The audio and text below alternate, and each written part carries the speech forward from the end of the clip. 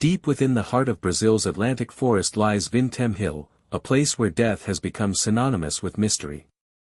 Between 1973 and 1984, over 40 people died under mysterious circumstances, all bearing the same eerie hallmark, a lead mask placed around their neck. The victims were mostly young women, all between the ages of 18 and 30. They were found dead, with no signs of struggle or trauma, but with one distinctive feature, a lead mask wrapped around their necks, as if they were wearing some sort of macabre accessory. The investigation into these deaths was one of the largest in Brazilian history, with hundreds of officers combing the area for any sign of evidence. But despite their best efforts, no one was ever brought to justice, leaving behind only questions and unanswered mysteries. Today, nearly 4 decades after the last death, the truth about what happened at Vintem Hill remains shrouded in mystery.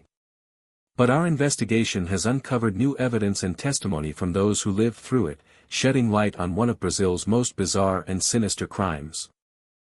The investigation into the deaths began with a thorough search of the crime scene. Police discovered a series of lead masks, each bearing an eerie resemblance to the victims' faces. Forensic experts analyzed the masks, revealing that they were made from lead alloy, sourced locally in São Paulo. Tests showed that the masks contained high levels of lead, which would have caused severe poisoning and eventual death. But what sparked this sinister motive? Was it a crime of passion or something more calculated? Dr. Ana Silva's findings revealed that each victim had an average of 10 times the lethal dose of lead in their system. The precision and expertise required to create such deadly masks raise questions about the perpetrator's identity and motives. As investigators dug deeper, they discovered that several local businesses had received large shipments of lead alloy around the time of the murders. A web of connections began to emerge, pointing to a larger conspiracy involving corrupt officials and powerful businessmen. We've uncovered a series of reports from 1979, detailing a mysterious outbreak of lead poisoning in Vintem Hill.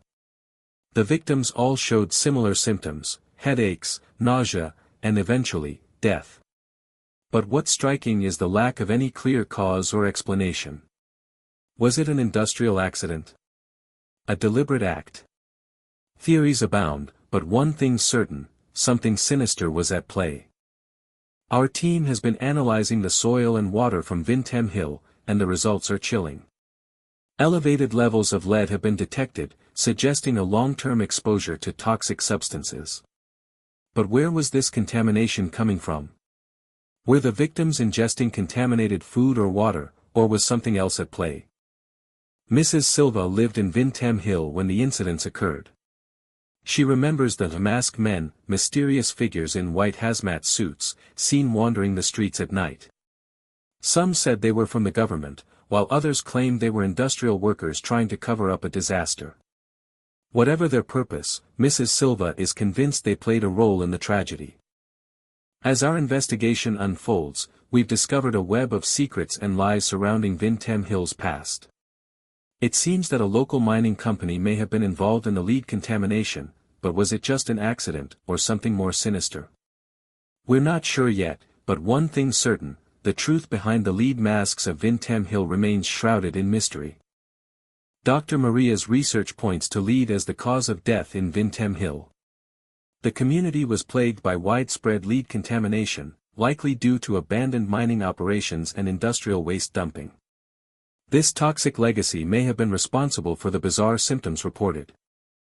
Tests reveal that the soil at Vintem Hill contains alarming levels of lead and other heavy metals.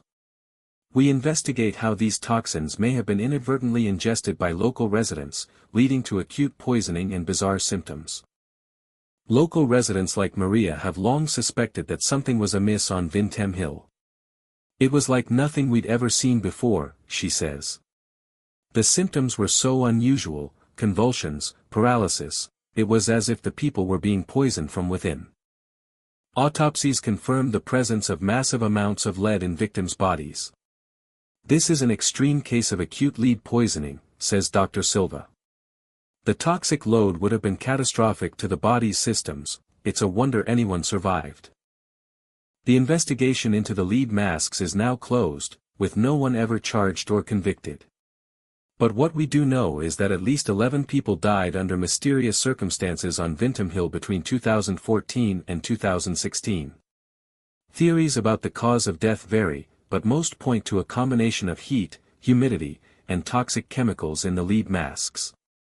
Despite the uncertainty surrounding the case, one thing is clear: the lead masks tragedy serves as a stark reminder of the dangers of neglect and exploitation.